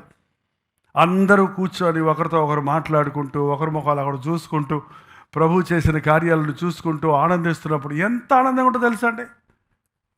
మన చర్చిలో వీటన్నింటిని అవలంబించేటప్పుడు మంది ఎక్కువయ్యేటప్పటికి బతికిపలసిన అయినట్టు ఈ కొన్ని చేయడానికి మనకు స్థలం లేదు. యూజువల్గా మేము ఫాస్టింగ్ ప్రేయర్స్లో గుండ్రంగా చేతులు పట్టుకుంటాం. గుండ్రంగా చేతులు ఇట్లా ముఖాలు చూస్తున్నప్పుడు మీరందరూ ఇటేదో స్టేజ్ చూస్తున్నారు, నేను ఒక్కడే కనపడుతున్నాను మీకు. మీరే ఊహించుకోండి, ఇలా గుండ్రంగా చేతులు పెట్టుకొని మీరు గుండ్రంగా నిలబడ్డారండి, ఏం కనపడతారు మీకు? మీ ఎదురుగుండా ఉన్న బ్రదర్సు, మీతో ఉన్న సిస్టర్సు, మీరు ఎంతమంది మనం ఉన్నాం, అబ్బా ఎంతమంది ఉన్నాం మనం అనే ఆనందము, ఐక్యత పడుతుందండి. మీరు మాకు కనపడతా ఉన్నారు కాబట్టి, అండమాన్ వరకు కూడా కనపడుతున్నారు కాబట్టి బలి చెప్పాడు బ్రదర్ పాయింట్. ఇక మిగిలిన ఊరిలో వచ్చి చెప్పడానికి మనం అవకాశం ఇవ్వటం లేదు. ఒక ఆమె అయితే కవిత రాసి చదివేసింది పోయినసారి. మీరు కడురెప్ప వాడకుండా మీరు వాక్యం వింటున్న విధానము, మీరు పాటలు పాడుతున్నప్పుడు మీ మిఖాల్లో పొంగి పొర్లుతున్న సంతోషము అని కవిత రాసేసింది ఆమె పూర్తిగా. మేము చూసి మేము తన్మేలం అయిపోతున్నాము. ఏంటండి జాగ్రత్త, నన్ను ఎవడు చూస్తాడు అని తలంచుకోవద్దు, చూస్తున్నారు. ఇంత గొప్ప భాగ్యం ఇచ్చాడు. ఇక్కడ కూర్చోని లోకానికి మనల్ని ఆశీర్వాదకరంగా ఉండాలని దేవుడు ఆశిస్తున్నాడు. ఎందుకంటే స్ట్రిక్ట్గా ఉంటాను కొన్నిసార్లు, కొంచెం సార్లు ఓవర్గా నేను కొంచెం యాంగ్జైటీ ఫీల్ అవుతాను, కొంత కోపం అంటారే మీరు. కోపం కాదు, అది నాకు ప్రేమ ద్వారా వచ్చిన గద్దింపు. ఎందుకు సీరియస్ అవుతానంటే మనం వీఆర్ డిస్ట్రాయ్, మనల్ని మనం పాడు చేసుకోవటం కాదు, మనం అనేకులకు అభ్యంతరంగా మారుతున్నాం. అనేకులకు మనకు చీప్ ఐడియా ఇస్తానికి నీ జీవితం నా జీవితం ఉండకూడదండి. యేసునామాన్ని ధరించిన నిన్ను నన్ను చూసినప్పుడు ఒక ఘనమైన బ్రతుకు బ్రతకాలి. మనల్ని చూసి అనేకులు మాదిరి చూసి క్రీస్తును వెంబడించే వారికి ఉండాలి. కానీ చాలు ఏవయ్యా నీకుంది భక్తి మాకెందుకులే అన్నట్టుగా మన ప్రవర్తన ఉండకూడదండి. మన ప్రభు చేస్తూనే ఉన్నాడు ఆశ్చర్య కార్యాలు. ఆయన సువార్త సకల జనులకు అందటానికి ఆయన ఈ టెక్నాలజీ అంతా ఎవడో ఇంప్లిమెంట్ చేస్తున్నాడు, ఎవడో ఇన్వెన్షన్ చేస్తున్నాడు అనుకుంటున్నారు. కానీ దేవుని ఆలోచనలు ఆ రోజే ఉన్నాయి. ఆ రోజుల్లో జనాభా సంఖ్య చాలా తక్కువ. అవన్నీ స్టాటిస్టిక్స్ తీసుకుంటే ఇప్పుడు చాలా బాగుంటుంది. నాకు అవన్నీ చేసే ఒక సహోదరులు ఉంటే మరి బాగుంటుంది. ఏంటంటే మన కొన్ని విషయాలు ప్రూవ్ చేయడానికి మనకి ఈజీ యాక్సెస్ ఉంది. ఇప్పుడు 6 లక్షల మంది ఉండేవాళ్ళు నజరేతులో యేసుప్రభు పుట్టినప్పుడు. ఎంతమంది? కేవలం 6 లక్షల జనాభా. ఇప్పుడు ఒక పట్టణంలో ఎంతమంది జనాభా ఉంటున్నారు? ఓ చిన్న ఊరిలో కూడా 30 లక్షలు 40 లక్షల ప్రజలు ఉంటున్నారు. ఆ రోజు నినివేలో ఎంతమంది ఉన్నారు? మహాపట్టణం అంటది, మామూలుది కాదు. మహాపట్టణం నినివేలో ఎంతమంది ఉన్నారు? 1,20,000 మంది ఉన్నారు. ఇప్పుడు ఎంతమంది ఉన్నారు ముంబైలో? కొట్టు చూడు బాబు, చెప్పు. అడబ్బా ఎంతమంది ఉన్నారు? భూమిని విస్తరిస్తున్నప్పుడు ఇంటింట సువార్త పనికిరాదు. ఇప్పుడు భూమి విస్తరిస్తున్నప్పుడు అహూజా మైకి సరిపోదు. ఇప్పుడు భూమి అంతా మనుషులు జనాలు విస్తరించిపోతున్నప్పుడు, టెక్నాలజీ పెరిగిపోతున్నప్పుడు, అప్పుడు సువార్త ఈ విధంగా ప్రకటించబడాలని ఇవాళ మనం వాడే సోషల్ మీడియా గురించి దేవుడు ఆనాడే ఆయన ఆలోచనలో ఉంది. ఆ ఆలోచన ఇప్పుడు మనం క్యాచ్ చేసాం. తల్లి అనుకుంటుంది నా బిడ్డ డాక్టర్ అవ్వాలి అని, అంటే అయిపోతాడా? 5 సంవత్సరాలు 6 సంవత్సరాలు డాక్టర్ పట్టా పట్టుకొని వచ్చాక తల్లి ఏమంటుంది తెలుసా? నాయన ఇప్పుడు నాకు తృప్తిగా ఉందయ్యా, నా కడుపులో ఉన్నప్పుడే నాకు బిడ్డ పుడితే డాక్టర్ చదివించాలనుకున్నా, ఇన్ని కష్టాలు పడి నీ గురించి ఇంత శ్రద్ధ తీసుకుంటే చివరికి ఎట్టోగలగా 5-6 సార్లు పడ్డా లేచినా ఫెయిల్ అయినా పూర్తిగా ఎట్టయితే డిగ్రీ నీ చేతికి వచ్చిందిరా, ఇప్పుడు నాకు 6 సంవత్సరాలు పట్టింది. దేవుడు అప్పుడే అనుకున్నాడు నువ్వు గొప్ప పాస్టర్ అవ్వాలి, గొప్ప ఆత్మల జాలరి అవ్వాలి, నువ్వు ఈ గొప్ప టెక్నాలజీని వాడుకునేవాడిగా ఉండాలని. నువ్వు పుట్టక ముందే నీ గురించి ఇసుకలో ఉన్న అణువులన్నీ తలంపులు కలిగి ఉన్నాయండి. అది ఇప్పుడు నెరవేరుతుంది. ఎందుకంటే ఈ సమయానికి ఇది అవసరం, ఈ సమయానికి ఇది అవసరం. టీవీ మొదటగా వచ్చినప్పుడు నా వై ద డెవిల్ అని బోర్డు పెట్టాను నేను మా గేటు ముందు. టీవీ బొమ్మేసి why the devil, devil TV devil, ఆ నల్ల పెట్టి మన ఇళ్ళల్లోకి రాకూడదని బల్ల గుద్ది ప్రసంగం కూడా చేశాను. నేను ఏమనుకుంటున్నారో. ఇప్పటికీ కొంతమంది సేవకులు అట్లా ఉన్నారు. టీవీలు చూడకూడదు, సోషల్ మీడియా చూడకూడదు, చర్చిలోనే ఉండాలి అనేవాళ్ళు ఉన్నారు. ఆన్లైన్ చూడకూడదు. ఏంటండి అజ్ఞానం అది. దేవుడి తలంపుల్లో దేవుడి తలంపు కాకపోతే జరగదు. ఇది మనుషుల కొరకుగా చేసింది, శాటిలైట్ ఇచ్చింది నీ కోసం నా కోసం, దేవుని సువార్తను లోకమందరికి ప్రకటించడం కోసమే నేను భావిస్తానండి. మ్యూజిక్ అనేది దేవుడు ఆయన ఆరాధించడానికి సిద్ధపరిచాడు. సాతానుగాడు దొంగిలించి వాడు లోకంలో వాడుకుంటున్నాడు. నువ్వు చేతులు కూర్చుంటున్నావు. నీ సామర్థ్యం అంతా వాడటం లేదు, వాడు లోకస్తులు వాడుతున్నారు దాన్ని. లోకంలో ఉన్న అన్నీ లైట్లు పెట్టుకుంటే కుళ్ళుకు చచ్చిపోతారు కొంతమంది. ఎందుకని లైట్లు గుడ్ లైట్ పెట్టుకోవాలి చర్చిలో. నీ పెళ్ళికి మాత్రం ఊరంతా నువ్వు లైట్లు పెట్టిస్తావు. మళ్ళీ కొడుకు పెళ్ళికి ఎందుకు? పెళ్ళి ముఖ్యమా, దేవుని మందిరం ముఖ్యమా? ఒకరాజు సంపడం ముఖ్యమా, దేవుని సన్నిధి ముఖ్యమా? దేవుని మందిరంలో పంచరంగులు ఉంటాయి. పోండి పరలోకం పోయి చూడండి. మకరతము, సూర్యకాంత, వైడూర్యము తగుతగుతగుతగుతగలు ఆడుతుంటుంది. అబ్బో ఇన్ని లైట్లు ఉన్నాయి, ఇక్కడ నేను ఉండలేను, పోతాను నేను, మెడ్రాస్ కంటావేమో. ప్రతిదీ మంచిది దేవుని దగ్గర నుంచి వచ్చిందే. సాతాను దాన్ని అపవాది వాడు పాడు చేసి వాటిని లోకంలో వాడుతుంటే, దేవుని బిడ్డలమైన మనం నీ కోసం చేశానురా నాయన, నీ చేతుల్లో తీసుకొని నా సువార్తను అన్ని విధాలుగా సకల జనులకు అందినట్టు చెయ్యి అని దేవుడు చెప్పాడు. ఒక సీజన్ వచ్చినప్పటికీ టీవీ ద్వారా వాక్యం అందిస్తుంటే ఎంతమంది వాటికి చెప్తారు? తేజ టీవీలో వాక్యమేనా? ఆ తేజ టీవీ మన కొరకే పెట్టినట్టు ఉంది. ఆ తేజ టీవీలో మనం చెప్పిన వాక్యం పూర్తయిన తర్వాత తేజ టీవీయే కనుమరుగైపోయింది. అసలు లేదు, అది ఆ పేరే లేదు అక్కడ. ఇంకా ఇప్పటికీ ఆ పేరు మాత్రం ఎంతమంది సాక్ష్యాలు చెప్తున్నారు? తేజ టీవీలో ఒక్క వారానికి ఒక్క ప్రసంగం అంతే. మనస్ఫూర్తిగా బోధించడం, సాక్రిఫిషియల్గా పే చేయటం, దానివల్ల ఇప్పటికీ ఆత్మల పంటను నేను చూస్తున్నాను. దేవుని కొరకు మీరు ఏం చేసినా మనస్ఫూర్తిగా చేస్తే అది దేవుడు తప్పక దాన్ని ఆశీర్వదిస్తాడు. ప్రభువునందు మీ ప్రయాస వ్యర్థమో కాదు. లోకంలో నీ సామర్థ్యాన్ని వాడితే మనుషులు నీకు చప్పట్లు కొడతారు, లేదా నీకు డబ్బులు ఇస్తారు. అంతకంటే నీకు ఏమైనా చేస్తారా? కోట్లు మిలియన్స్ సంపాదించిన మైకేల్ జాక్సన్ తెలిసే ఉంటుంది అందరికీ. పాపం ఎముకలన్నీ రగ్గొట్టుకున్నాడంట, వంగి ఇన్ని రకాల లోపల డిసీజెస్ ఉన్నాయి అతనికి. నల్లోడు తెల్లోడుగా కూసు దేశస్థుడు తన చర్మాన్ని మార్చుకోవాలంటే ఎందుకు మార్చుకోలేని చూడమని మార్చుకున్నాడు, ఒలిపించేసుకున్నాడు మొత్తం. దానికి ఎన్ని క్రీములు రాసుకోవాలి, ఎంత జాగ్రత్త తీసుకోవాలి, దాన్ని మెయింటైన్ చేయడానికి నానా విధమైన స్కిన్ డిసీజెస్ వచ్చేసాయి అతనికి. కోట్లు సంపాదించాడు. కేకలేసే జనసమూహాలు ఉన్నారు. చివరికి ఎలా చచ్చిపోయాడు తెలుసా మీకు?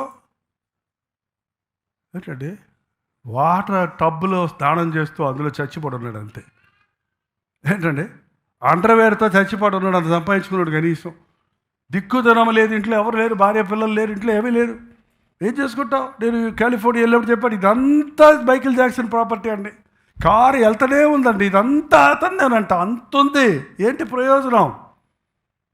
అంతమంది ఫ్యాన్స్ సంపాదించుకున్నాడు, అంతమంది మీద ప్రభావం చూపించాడు. ఎవరన్నా పరలోకానికి తీసుకెళ్ళగలిగాడా? నాకు ఇలాంటివి చూస్తే రోషం వస్తుంది.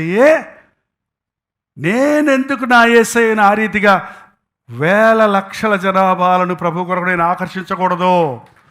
అలాంటి వారికి ఎందుకు నేను ప్రభువుని గురించి చెప్పకూడదు? నా జీవితం అనేకులు ప్రభువు నమ్ముకునేటట్టుగా నేను ఎందుకు బతకూడదు? అది మనకు రావాలి సవాల్. నా ఒక్కడికి కాదండి, మీరు అందరికీ చెప్పగొట్టే వాళ్ళందరికీ ఆ రోషన్ రావాలి, ఆ రోషన్ రావాలి. నేను 10 మందికి ఆశీర్వాదకరంగా ఉండే, నేను 10 మంది కోసమే ప్రయాసపడ్డాను. నేను I never expect this kind of ministry.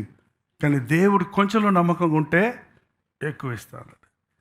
కాపురంలో పెడితే 3గురితో నమ్మకంగా ఉంటే 3 ముసలములు వచ్చేవాళ్ళమ్మా.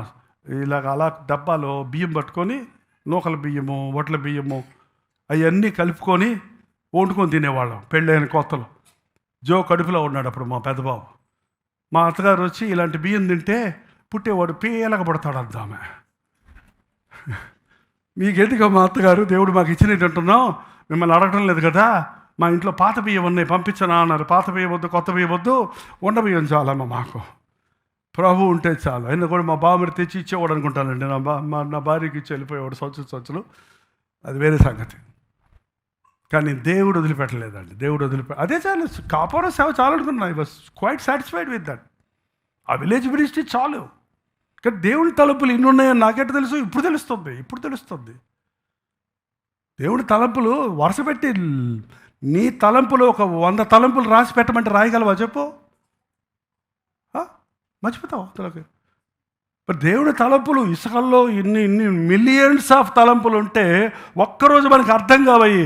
ఒక్కటొక్కటి చేసుకుంటూ వెళ్తుంటే ఆయన తలంపులు ఒకటొకటి రిలీజ్ అవుతూ ఉంటాయి. ఇది చెయ్యి, ఇది చెయ్యి, ఇది చెయ్యి, ఇది ఇది ఇది ఇది ఎంత గొప్ప దేవుడు అంటే అనుకున్నాడు. పని చేయాలి దేవుడి పని. ఏదైనా సరే దేవుడి తల్లి కూర్చుంటే రాదు ఆశీర్వాదం, కూర్చుంటే రాదండి. రాత్రి మగళ్ళు ఈ రోజు వరకు దేవుని కొరకు పనిచేసే కృపనిచ్చాడు నాకు. అందులో బట్టి నేను దేవుడిని స్తుతిస్తున్నాను. ఏది చేసినా డ్రెస్ వేసుకుంటే దేవుని కోసమే,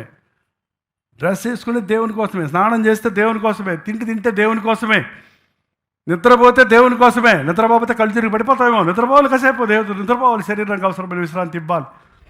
ఏది ప్రయాణం చేస్తే యేసయ్య కోసమే, ఏది చేసినా దేవుని కోసమే. చిన్న బిడ్డలను చూడండి ఎంత చక్కగా ఉంటారో. ఆ బిడ్డతో నేను ఎక్కువ టైం స్పెండ్ చేస్తుంటాను. కొంతమంది పిల్లలతో మాట్లాడతాడు, మాతో మాట్లాడకుండా అన్నాడు అక్కడ ఎవరో. మన పిల్లల మీద మన ప్రభావం ఎక్కువ ఉంటుంది. నువ్వు పెద్దవాళ్ళు ఎంతసేపు చూసినా ఎప్పుడో చూసినట్టుంది ఎక్కడో.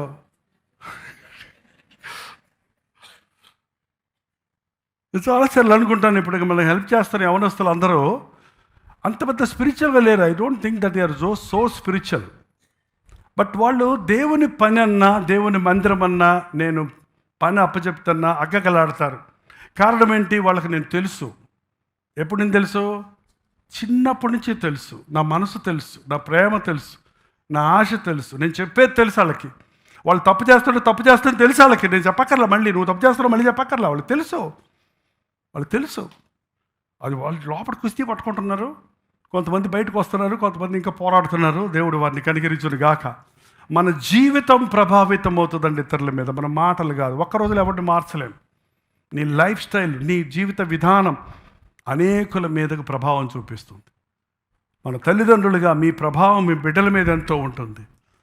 మీరు ఉద్యోగం చేసే స్థలాల్లో మీరు క్రైస్తవుని అని చెప్పాల్సిన అవసరమే లేదు. ఇక్కడ నీ ప్రవర్తన చూసిన వారు నీలో ఒక ప్రత్యేకతను చూసి నీ దగ్గరకు వచ్చి అడుగుతారు. వాళ్ళు ఎందుకు నువ్వు వ్యత్యాసంగా ఉన్నావు, ఎందుకు నీవు అబద్ధ సాక్ష్యం చెప్పాలంటున్నావు, దొంగ సంతకం పెట్టాలంటున్నావు, ఎందుకు నీవు సెల్ ఫోన్ పెట్టుకొని తిరగటం లేదు, ఎందుకు నువ్వు కబుర్లు చెప్పుకుంటుంటే బ్రాందీ తాగుతావు రమ్మంటే పార్టీలకు రమ్మంటే నువ్వు రానంటున్నావు, ఏంటి నీ సంగతిని వాళ్ళే వచ్చి అడుగుతారు నిన్ను. నీకు అవకాశం ఉంది వాక్యం చెప్పడానికి, సాక్ష్యం చెప్పడానికి. దేవుడు కొరకు ఏది చేసినా మనం చేయాలి. ఆయన కార్యాలు ఆశ్చర్యమైనవి, అవి ఇంకా ఎన్నో ఉన్నాయండి. ఇంకా ఒక్కొక్కరి పట్ల ఇంకా చాలా ఉన్నాయండి. దేవా, నీ తలంపులు నా పట్ల నెరవేర్చయ్యా, నీ ఆశయాలు నా పట్ల నెరవేర్చయ్యా, నీ చిత్తాన్ని చేసేవాడిగా నన్ను ఉండనీయ్యా అని అడగటం మనం నేర్చుకోవాలండి. మన జీవితంలో కొన్ని చేదైన అనుభవాలు ఉంటాయి, అవి కూడా దేవుడు అనుమతించినవే. కీడైనా మేలైనా ఆయన చేదు చేసినంత మేలు తీపి చెయ్యదండి. ఏంటంటే షుగర్ ఎక్కువ తిని షుగర్ పేషెంట్స్ అయ్యామని చెప్పుకునే వాళ్ళు ఉన్నారు, కానీ కాకరకాయలు ఎక్కువ తిని చేతు జబ్బు వచ్చిందని చెప్పేవాడు ఎవడన్నా ఉన్నాడా? చేదైన అనుభవాలు నీకు ఆరోగ్యాన్ని చేకూరుస్తున్నాయి, నీకు పాఠాలు నేర్పిస్తున్నాయి, అనేక సత్యాలు నేర్చుకుంటున్నావు. ఎంతసేపు నవ్వినా నువ్వు ఒక్క పాయింట్ కూడా నేర్చుకోలేవు. ఒక 10 నిమిషాలు ఏడిస్తే 10 విషయాల్లో నువ్వు గ్రహించుకోగలుగుతావు, నీ తప్పులు తెలుసుకోగలుగుతావు, నువ్వు పాఠం నేర్చుకోగలుగుతావు, నువ్వు అనుభవాన్ని పొందగలుగుతావు. కాబట్టి దేవుడు మన జీవితాల్లో కొన్నిసార్లు ఆ దుఃఖాన్ని, ఆ శ్రమను, ఆ పోరాటాన్ని అనుమతిస్తాడు. అది కూడా ఆయన తలంపుల్లో ఒక తలంపే. అదేమో యాక్సిడెంట్లు కావు. ఒక క్రైస్తవుడి జీవితంలో యాక్సిడెంట్స్ లేవు, ఇన్సిడెంట్సే ఉన్నాయి. ఏదో తత్సమయంగా జరిగిపోయినవి, అకస్మాత్తుగా జరిగిపోయినవి కాదు. అది అదృష్టవశాత్తు ఏదో జరిగింది అన్నది కాదు. అది ఆయన యొక్క ప్రణాళికలో ఉన్నవే మన పట్ల ఉన్నాయండి. దాన్ని గ్రహించుకున్నప్పుడు మన భక్తి సారవంతమైనదిగా ఉంటుంది. మన భక్తి సకల ప్రజలకు కనబడాలి. ఆ వాక్యం కోసం నిన్న వెతుకుతున్నాను. ఒకసారి చూడండి. ఓకే, ఇది ఒక్కటి చూసుకొని ముగించుకుందామండి. ఎస్, ఇక్కడ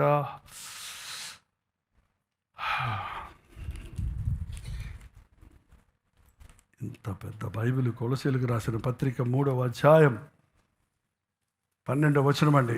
కాగా దేవుని చేత ఏర్పరచబడిన వారును, పరిశుద్ధులను, ప్రియులైన వారికి తగినట్లు మీరు జాలిగల మనస్సును, దయాళత్వమును, వినయమును, సాత్వికమును, దీర్ఘశాంతమును ధరించుకోండి.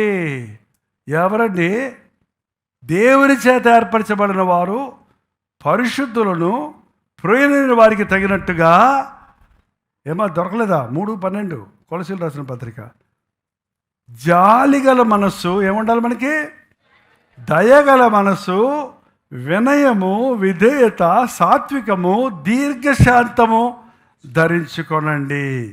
ఎవడైనను తనకు హాని చేసినని ఒకడనుకుడి నీడల ఒకడినొకడు సహించుకొని ఒకడినొకడు క్షమించుడి. ప్రభు మిమ్మల్ని క్షమించులాగున మీరుడు క్షమించుడి. వీటన్నిటిపైన పరిపూర్ణతకు అనుబంధమైన ప్రేమను ధరించుకోనండి. ఏం ధరించుకోవాలమ్మా? ఏమి ధరించుకోవాలి? జాలిగల మనస్సు, దయాళుత్వము, వినయము, సాత్వికము, దీర్ఘశాంతము. నీలో కనపడాలి. అది ధరించుకోవటం అంటే అవుట్ఫిట్. బయట కనపడేది ఏంటి? బయట కనపడాలి నీ మనసులో జాలి, వినయం, సాత్వికం, తగ్గింపు, అణుకువ, ప్రేమ. అన్నిటికంటే మించి ప్రేమ అనే వాస్తవం ఓవరాల్ శాలువా కప్పుకున్నారు అనుకోండి. ఏంటంటే ఆ ఓవరాల్గా మీరు ప్రేమ అనే వస్త్రాన్ని కప్పుకోండి. యేసయ్య బిడ్డల్లో ఉండవలసింది క్రీస్తు ప్రేమ. దేవుడు ఆ ప్రేమను మనందరికీ దయచేయను గాక. మనల్ని, మన ఇంటి వారికి, మన చుట్టూన్న వారికి ఆశీర్వాదకరముగా ఉంచును గాక. లేచి నిలబడి ప్రార్థన చేసుకుందాం. లైవ్లో వీక్షిస్తున్న వారు, జూమ్లో చూస్తున్న వారిని కూడా దేవుడు అత్యధికముగా దీవించును గాక.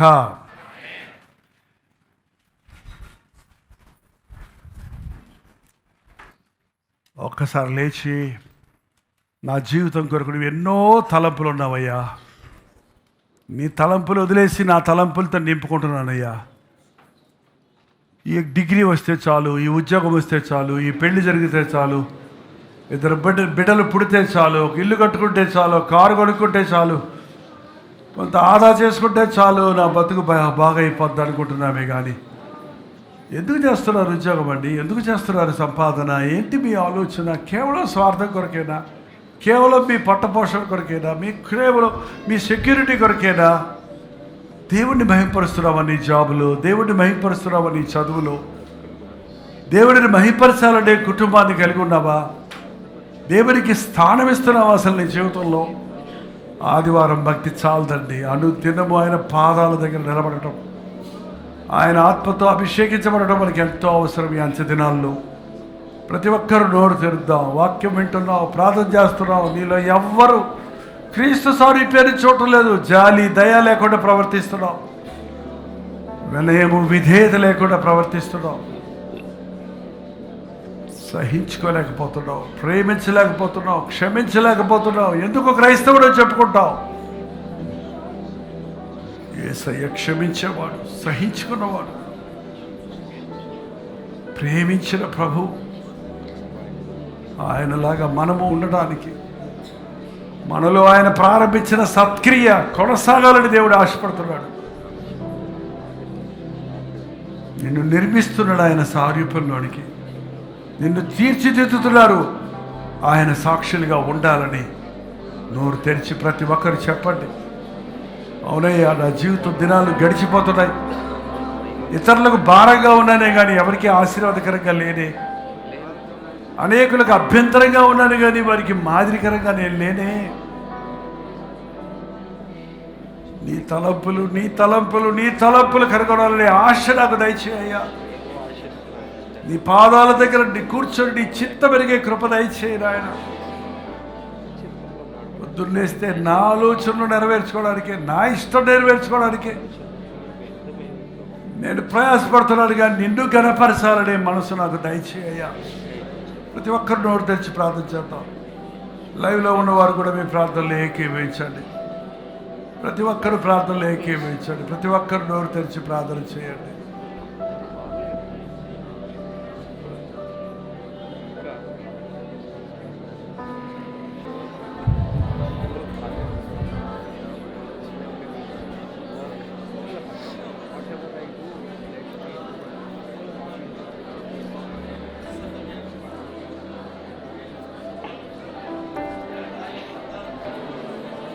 నీ పాదముల చెంత చేరి నీ చిత్తంబునే నెరుగనేర్పు, నీ హృదయ భారంబును సగి ప్రార్థించి పని చేయనిమ్మో. నీ పాదముల చెంత చేరి చిత్తందునే నెరుగనేర్పు, నీ హృదయ భారంబును సగి ప్రార్థించి పని చేయనిమ్మో. ఆగిపోక సాగిపో,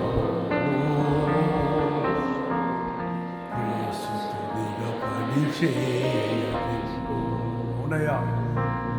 ప్రతి చోట నీ సాక్షిగా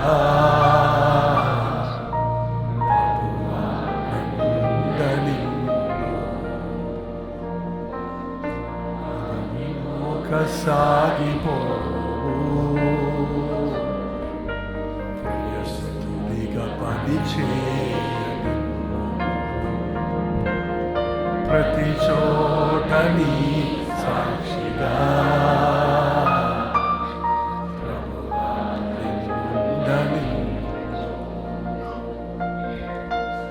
ఇదిగో.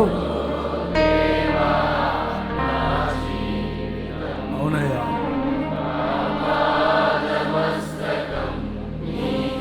అంకితం చేసుకుంటూ పాడదాం.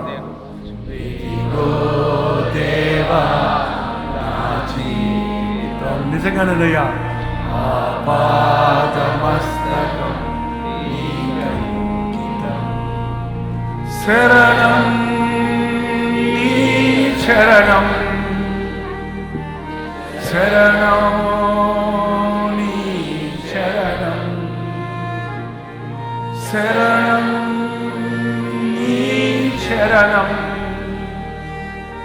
శరణం నీ శరణం.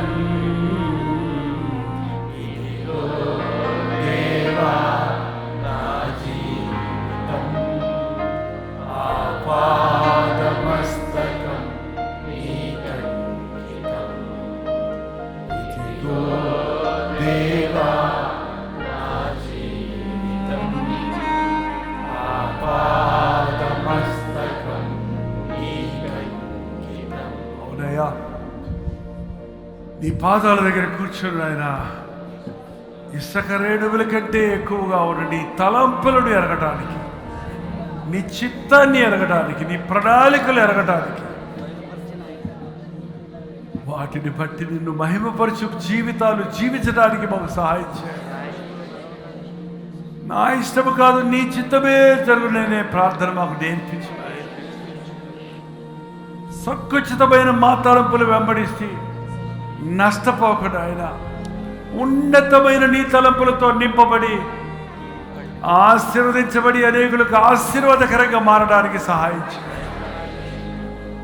లోకములో ఉన్న ప్రతి బెస్ట్ నీదేనయ్యా. లోకము దాని పరిపూర్ణత నీవే కదా.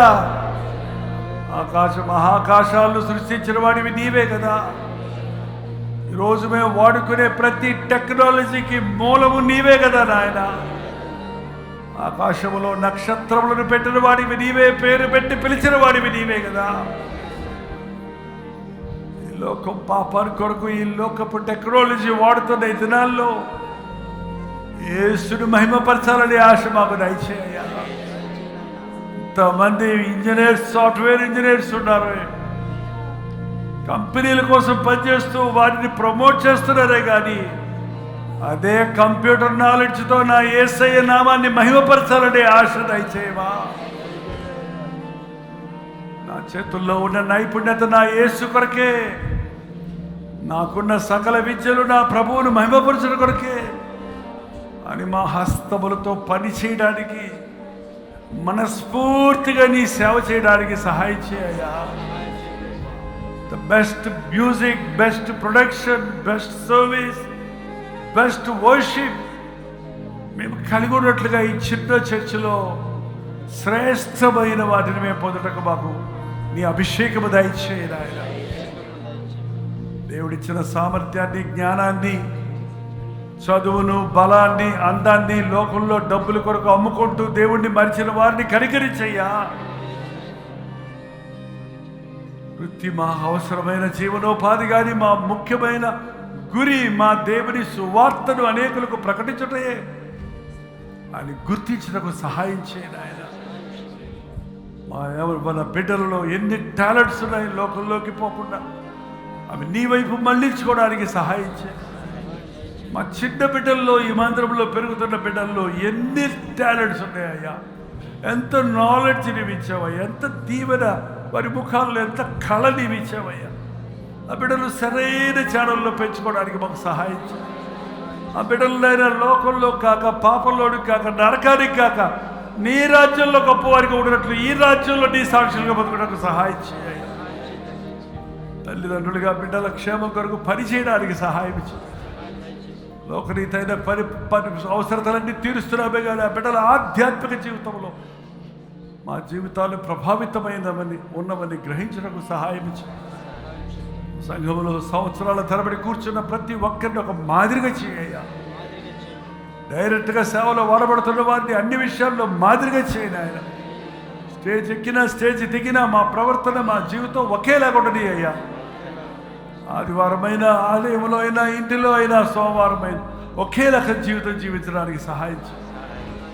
ఉద్యోగంలో ఒకలాగా, నందరంలో ఒకలాగా ప్రవర్తించే విమర్శలు వాళ్ళు వచ్చి తీసివేయ్యా. నేను నా ఇంటి వారు యెహోవానే సేవించుదామనే మాట మాకు దయచి విస్తారమైన నీ తలంపులు నాయన ఒక్కటి కూడా మిస్ అవ్వకుండా అవన్నీ నాలో నెరవేరాలి అనే ఆశ, ప్రార్థన, విశ్వాసము, సమర్పణ మాకు దయచేయుతాను. ఒక్కరి కోసమే మిలియన్స్ ఆఫ్ తలంపులు ఉంటే ఎంతమంది కోసం ఎన్ని బిలియన్స్ తలంపులు, ఆలోచనలు నువ్వు కలిగి ఉన్నవే. అవన్నీ నిన్ను మహిమపరచాలని, రాజ్యానికి అనేకులను రక్షించాలని కదా. అవి మా అందరి పట్ల నెరవేరడానికి సహాయం ఇచ్చారు. మాకు ఇచ్చిన సోషల్ మీడియాను, television ministry, Facebook, Instagram, Twitter, WhatsApp ద్వారా ఎంత చేయగలమో, యేసయ్యను మహిమపరచగలమో అంత చేయగలడానికి సహాయం చేస్తాను.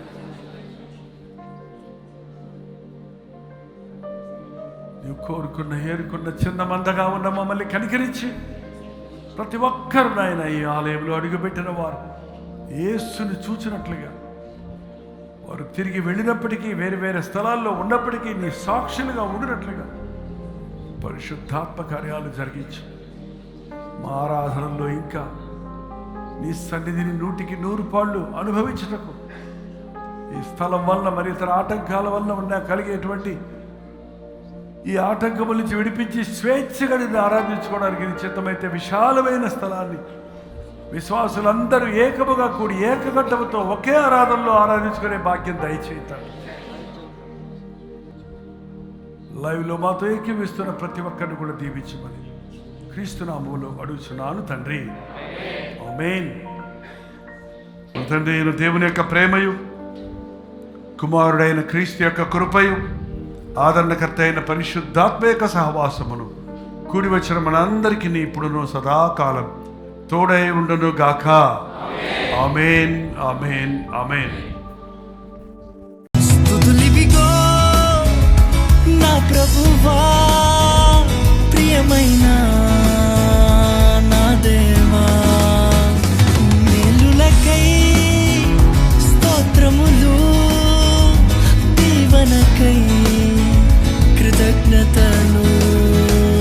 బెంగళూరు పరిసర ప్రాంతాల్లో ఉన్న వారికి శుభవార్త.